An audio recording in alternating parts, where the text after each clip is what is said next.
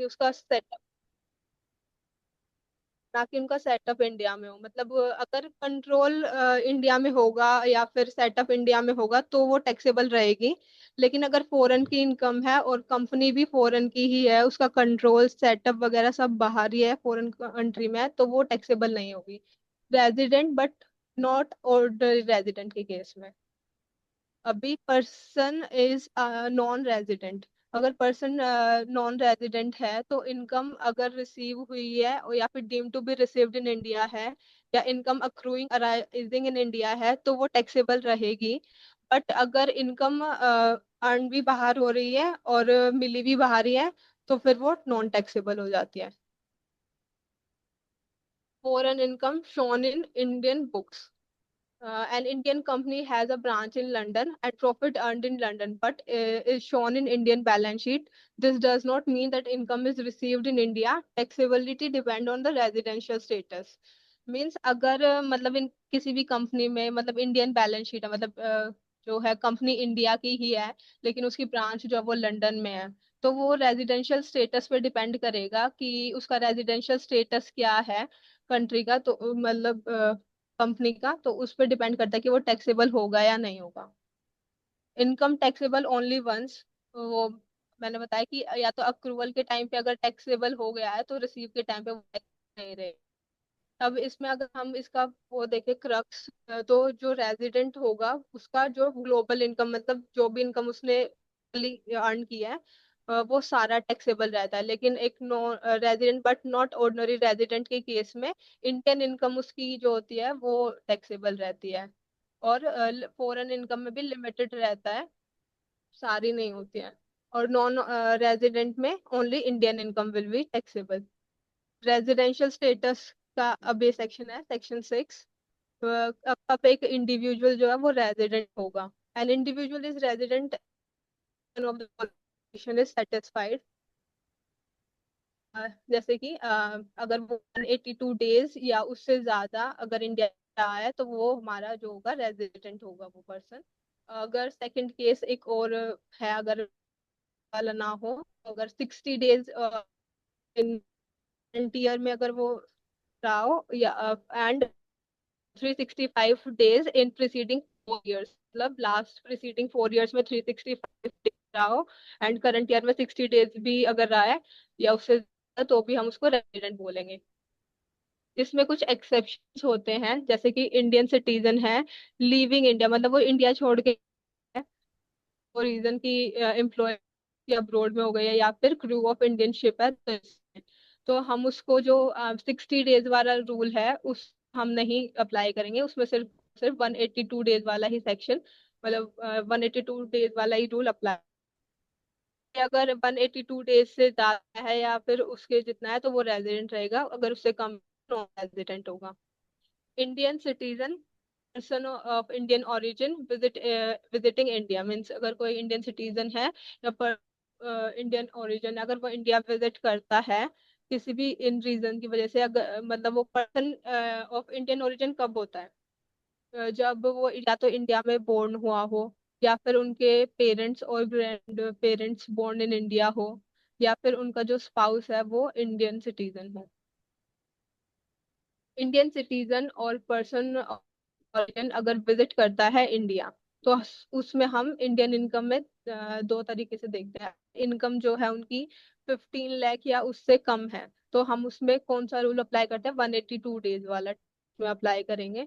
अगर 182 डेज या फिर उससे ज्यादा अगर है तो फिर जो है वो रेजिडेंट होगा, अगर उससे कम है तो non.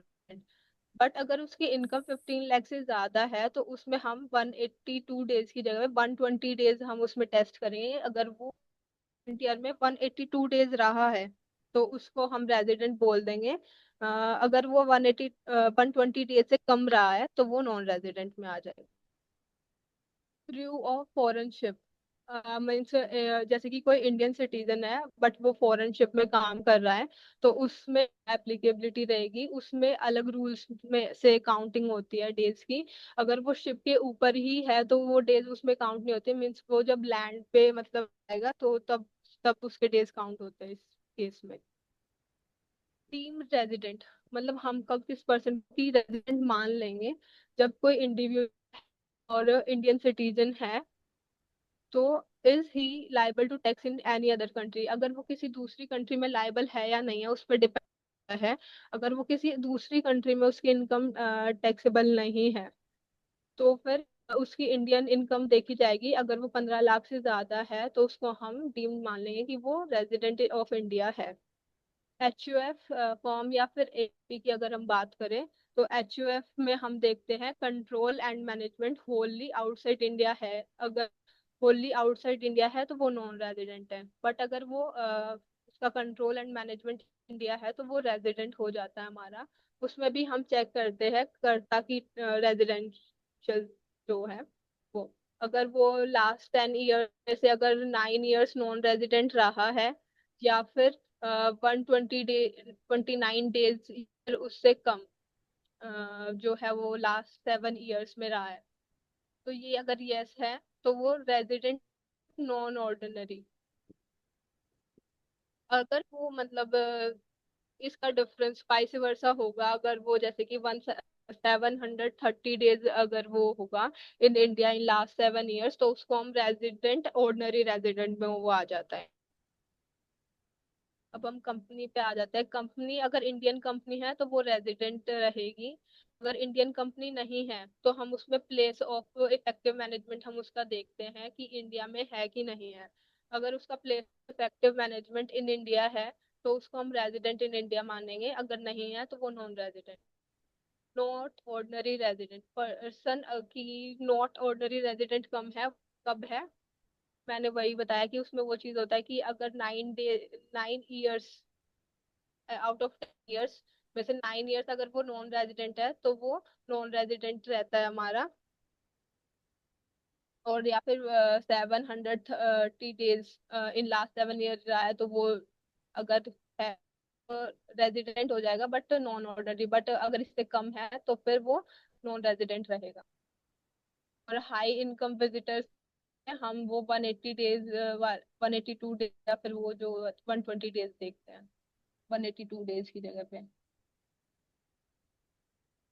Income deemed to be received in India, some income are taxable even if cash is not actually received.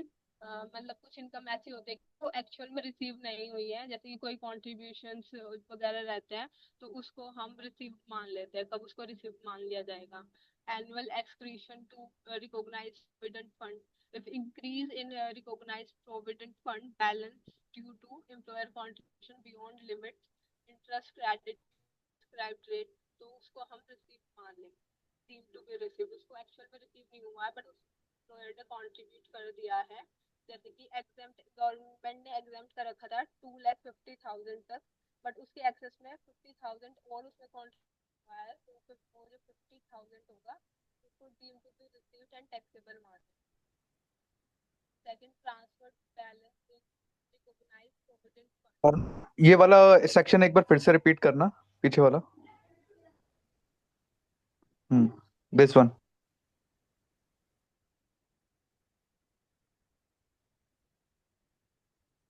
करुणा, आपकी आवाज नहीं आ रही। आवाज नहीं आ रही बिल्कुल भी। आप धीरे धीरे इंक्रीज हो रही है। हेलो। नहीं बलवंत, तुम्हारी आवाज आ रही है, करुणा की नहीं आ रही है।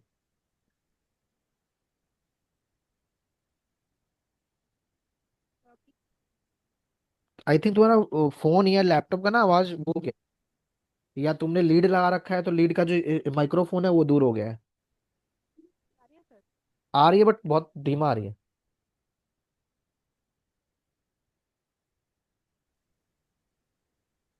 बोलो बोलो।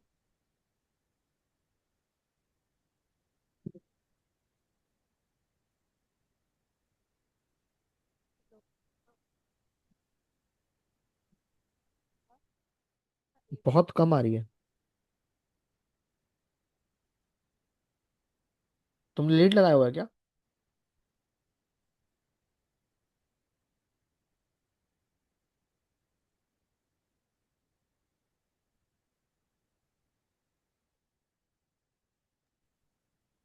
हेलो। हम अब ठीक है।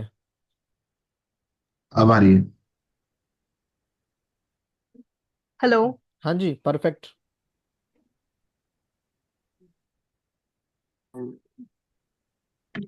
करो ना, कंटिन्यू करो, सही आ रही है आवाज।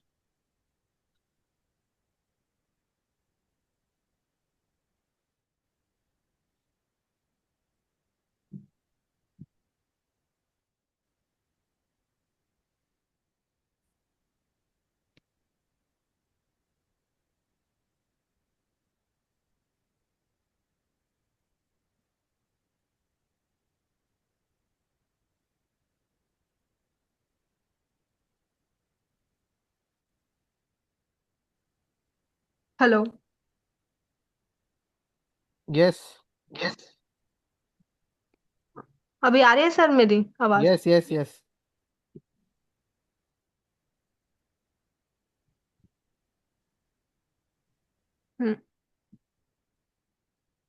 Section 7, income deemed to be received in a tax year means annual excretion of recognized provident fund means कि annually जो employer होता है, employee भी जो होता है, एक फंड होता है, उसमें प्रोविडेंट फंड में अमाउंट कंट्रीब्यूट करते हैं, बट जो एम्प्लॉय वाला पार्ट रहता है वो टैक्सेबल नहीं होता। जो एम्प्लॉय वाला जो पार्ट है उसकी इसमें बात हो रही है, जब एम्प्लॉयर जो होता है वो एक बियॉन्ड लिमिट मतलब कुछ एग्जेम्प्ट कर रखे है कुछ लिमिट की, बोला कि अगर 2,50,000 तक अगर हम उसमें कंट्रीब्यूट करते हैं तो टैक्सेबल नहीं है। अगर उससे अबव अगर हम कर रहे हैं, जैसे कि 3 लाख हमने डिपॉजिट उसमें कंट्रीब्यूट किया, बट वो एम्प्लॉय को डायरेक्टली अभी मिला तो नहीं है लेकिन वो कंट्रीब्यूट हो चुका है, तो फिर जो एक्सेस का 50,000 जो होगा उसको डीम टू बी रिसीव्ड मान लिया जाएगा और टैक्स वो अमाउंट टैक्सेबल हो जाएगा। ठीक है।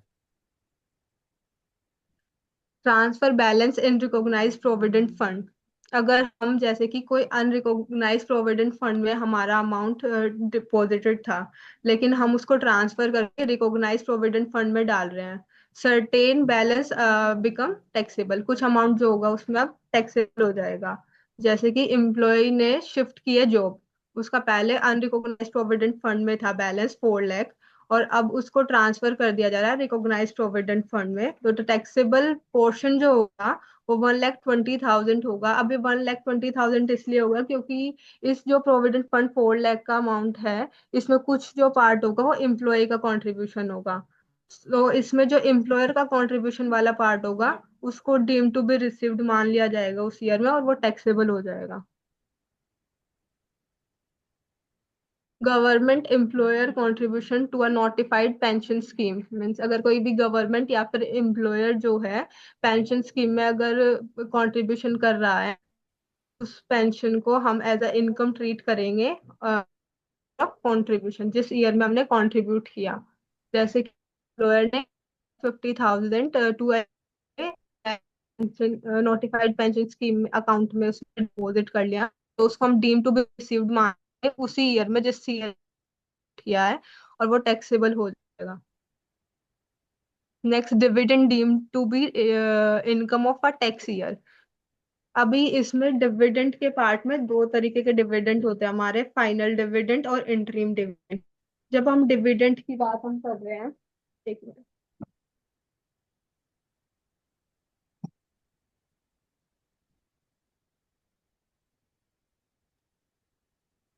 करुणा वॉइस चली गई है फिर से। हाँ, नहीं सर मैं एक्चुअली कुछ काम कर, हाँ।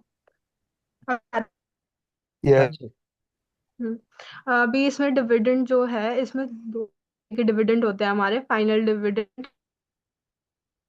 तो जो फाइनल डिविडेंड होता है वो उस ईयर में टैक्सेबल होता है हमने डिक्लेयर किया या डिस्ट्रीब्यूट किया या फिर पे किया।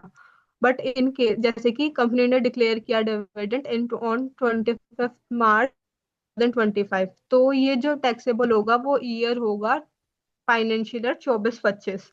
But in case of interim dividend, अगर हम इंटरिम बात करें तो वो टैक्सेबल होगा व्हेन इट इज जैसे कंपनी ने डिक्लेयर तो किया 15 Feb 2020 में, जो क्रेडिट हुआ to shareholder bank account वो हुआ 20 Feb 2025। Dividend is income financial year 24-25 if credited on 5 April 2025 income of financial year 25-26 means जिस ईयर में वो क्रेडिट होगा, मतलब होगा, तब उस फाइनेंशियल ईयर में होगा। अभी फर्स्ट वाले एग्जांपल में तो वो 20 फेब को ही दे दिया, तो फिर वो फाइनेंशियल ईयर जो इनकम हुई वो फाइनेंशियल 24-25 की ही हुई। बट अगर वो 20 फेब को ना देके अगर 5 अप्रैल को पे होता तो वो इनकम होती फाइनेंशियल ईयर 25-26 की।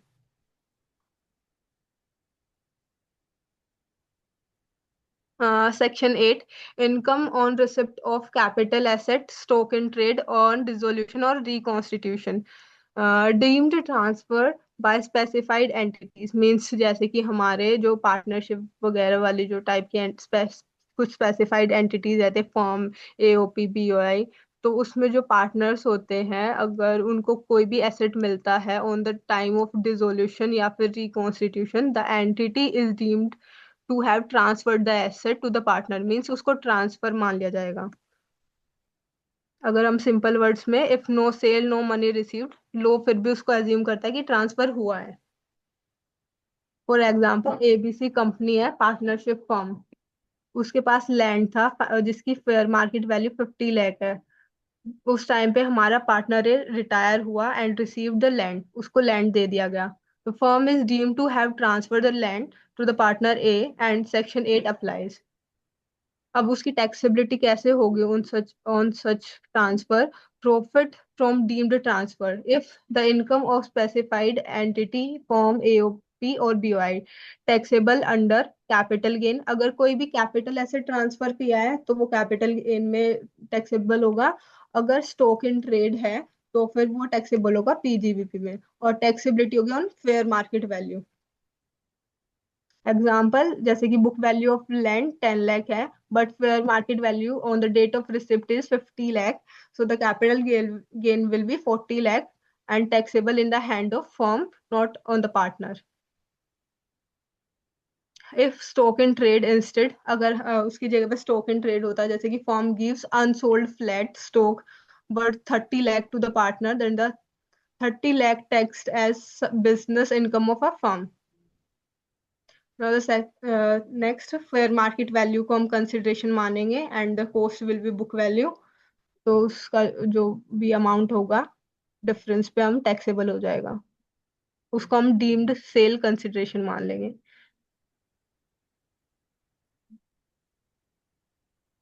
Reconstitution includes partner member retires, new partner member joins, change in profit sharing ratio.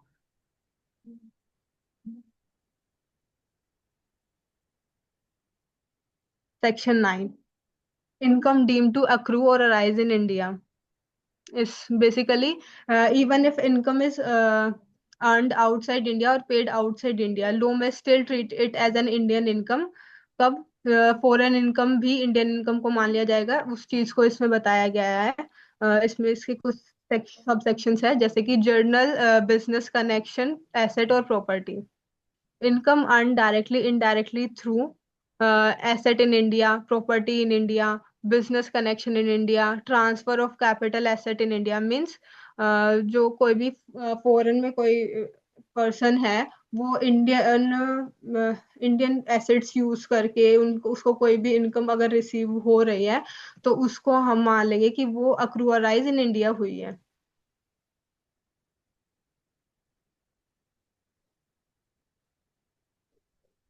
Example, foreign companies sell goods in India through Indian agent. So income arises through business connection in India. So वो taxable हो जाएगी, मतलब Indian चीज use, Indian जो assets है या फिर किसी भी तरह इंडिया से इनकम उसको अराइज हो रही है तो वो टैक्सेबल हो जाएगी। Salary income, salary earned in India, if the service rendered in India leave period link to the Indian service, जैसे कि जॉन एक एनआरआई है, work in India for 3 months, salary paid in UK means UK की company की तरफ से वो इधर आया, उसने इधर जो है 3 महीने की अगर उसने सर्विस दी और यूके में ही उसकी सैलरी पे की गई, बट वो टैक्सेबल कहाँ होगी? इंडिया में, the period service rendered in India. Government salary means कोई अगर जो है हमारे जो इंडियन डिप्लोमेट है पोस्टेड इन यूएसए, मतलब यूएसए में पोस्टेड है, उन्होंने उधर ही काम किया बट उनको सैलरी भी रिसीव हुई इन इंडिया, तो उसको भी इंडियन इनकम मान के वो टैक्सेबल रहेगी। डिविडेंड, अगर dividend paid by Indian company even outside India deemed to be accrue in India, means अगर कोई भी इंडियन कंपनी है, अगर वो बाहर एनआरआई को अगर जो है डिविडेंड दे रही है तो वो भी इंडिया में ही टैक्सेबल होगा। इंटरेस्ट इनकम सेम इसमें भी कि इंटरेस्ट इनकम मीन्स कि किसी ने जैसे कि हमारी गवर्नमेंट ऑफ इंडिया ने या रेजिडेंट ने जो है अगर लोन दिया है किसी को भी, और वो इंडिया के किसी भी बिजनेस पर्पस के लिए या फिर इंडिया में ही उसका यूज हुआ है और इंडिया में उससे इनकम वो इंटरेस्ट अगर जनरेट हो रहा है तो वो टैक्सेबल होगा। बट अगर वो बाहर की किसी कंपनी को, फॉरेन कंपनी को अगर लोन दिया गया है अ, उससे और बाहर फॉरेन बिजनेस में ही उसका यूटिलाइज हुआ है, तो उस इंटरेस्ट को, वो जो इंटरेस्ट होगा वो टैक्सेबल नहीं होगा। जैसे कि government of India pays interest on bond to a foreign investor, किसी भी फॉरेन इन्वेस्टर को मतलब गवर्नमेंट ऑफ इंडिया ने लोन लिया था, अब वो उसको इंटरेस्ट पे कर रही है, तो वो गवर्नमेंट ऑफ इंडिया ने इंडिया में यूज किया है तो वो टैक्सेबल इन इंडिया हो जाएगा। Resident exception, Indian resident borrows money and use it for UK business, अगर वो बाहर के बिजनेस के लिए यूज वो पैसा, तो वो इंटरेस्ट जो पे होगा वो जो होगा टैक्सेबल नहीं रहेगा। जैसे ही foreign company borrows money for Indian project, अगर वो इंडियन प्रोजेक्ट के लिए उसने पैसा उसको लिया है तो वो टैक्सेबल इन इंडिया हो जाएगा। रॉयल्टी भी सेम चीज है, अगर वो इंडियन बिजनेस के लिए इंडिया के किसी भी चीज के लिए यूज हुआ है तो वो टैक्सेबल रहेगा। अदरवाइज अगर वो फॉरेन वाली कंपनी के लिए यूज हुआ है तो वो भी हमारा टैक्सेबल नहीं रहेगा।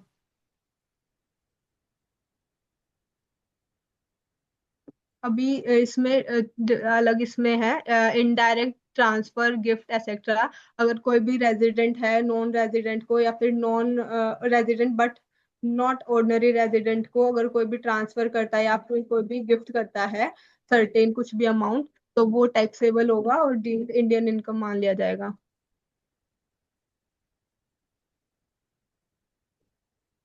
Business connection and significant economic presence, India से पैसा कमा, अगर इंडिया से जो इनकम जनरेट हो रही है तो वो इंडिया में टैक्सेबल होगी। जैसे कि अगर कोई एजेंट है फॉरेन कंपनी का इंडिया में है और वो कॉन्ट्रैक्ट्स फाइनल कर रहा है उनकी जगह पे यहाँ पे, तो उसको बिजनेस कनेक्शन मान लिया जाएगा और उससे जितना भी रिवेन्यू जनरेट होगा वो टैक्सेबल होगा। या फिर उसके स्टॉक्स यहाँ पे मेंटेन हो रहे हैं किसी भी फॉरेन कंपनी के वेयर हाउसेज वगैरह और वो इंडिया में ही सेल हो रहे हैं, तो उसको भी बिजनेस कनेक्शन मान लिया जाएगा और वो टैक्सेबल हो जाएगा। और थर्ड इज ऑर्डर अगर सिक्योर हो रहे हैं इन इंडिया, मींस इंडिया में ऑर्डर मिल रहे हैं तो वो भी इंडियन इनकम मान के टैक्सेबल कर लिया जाएगा। सिग्निफिकेंट इकोनॉमिक प्रेजेंस मींस कोई नॉन रेजिडेंट है बट वो डिजिटली यहाँ से पैसे कमा रहा है जैसे कि एड से, तो वो भी जो होगा हमारा टैक्सेबल होगा इंडियन इनकम मान के। जैसे कि डिजिटल ट्रांजैक्शन है, कोई भी सब्सक्रिप्शन है या ऑनलाइन सर्विसेज है, सॉफ्टवेयर डाउनलोड कर रहा है कोई भी इंडियन पर्सन उनका चीज यूज कर रहा है डिजिटली, तो फिर वो जो होगा जो उससे इनकम जनरेट होगी वो इंडियन इनकम होगी। ये कि कोई या फिर ऐप यूज हो रहा है, इंडियन यूजर यूज कर रहा है उसको, या फिर वो रेगुलर इंटरेक्शन कर रहा है विद इंडियन कस्टमर्स या इंडियन यूजर्स का डाटा कलेक्ट कर रहा है उसको सेल कर रहा है, या जो एड्स जो इंडियन ऑडियंस को टारगेट करती है वो सब, उन सब चीजों से जितना भी उसका मतलब प्रेजेंस इंडिया में शो हो रहा है और उससे वो इंडियन जो ऑडियंस है उनसे पैसे अगर वो अर्न कर रहा है, तो वो उसमें उसका सिग्निफिकेंट इकोनॉमिक प्रेजेंस मान के उसकी उस इनकम को हम टैक्सेबल कर देंगे। Indirect transfer of Indian assets means इसमें क्या रहता है, दो कंपनी है, एक फॉरेन कंपनी है और एक हमारी इंडियन कंपनी मान ली जाएगी, वो साथ में काम कर रहे हैं। उसमें जो है वो 50% से ज्यादा इंडियन कंपनी के एसेट की जो वैल्यू है वो यूज हो रही है और उसकी 10 करोड़ से ज्यादा अमाउंट है, तो फिर अगर उससे उसको सेल करके, मतलब उसको सेल करके अगर उसको भी कोई भी रिवेन्यू जनरेट हो रहा है तो जैसे कि एक इंडियन जो फॉरेन कंपनी है उसके साथ कोई कंपनी बी है जो इंडियन कंपनी है, और उसका 10 करोड़ से ज्यादा उसके एसेट की वैल्यू है, और 50% से भी ज्यादा है उन दोनों के, अगर हम प्रपोर्शन देखें। तो एक फॉरेन कंपनी जब उसके शेयर सेल कर रही है, तो उससे जो भी रिवेन्यू जनरेट होगा उसको हम जो है टैक्सेबल इन इंडिया मान लेंगे। लास्ट, सेक्शन 10 जो है, इसमें कुछ कंट्रीज होती हैं, मतलब कुछ स्टेट्स है जैसे कि गोवा और कुछ और भी हैं। उन स्टेट्स में क्या होता है कि जो भी प्रॉपर्टी सेल होती है जैसे कि, तो वो दोनों स्पाउस जो होते हैं दोनों के में ही टैक्सेबल रहते हैं 50-50%। बट जो सैलरी होती है वो जो एक्चुअल अर्नर है उसी में रहता है, तो वो इस तरीके से 50-50% उन दोनों में जो डिवाइड होती है। और जो सैलरी होती है वो इंडिविजुअली देखी जाती है, फिर इंडिविजुअली स्लैब रेट लगा के उसको टैक्सेबल कर देते हैं।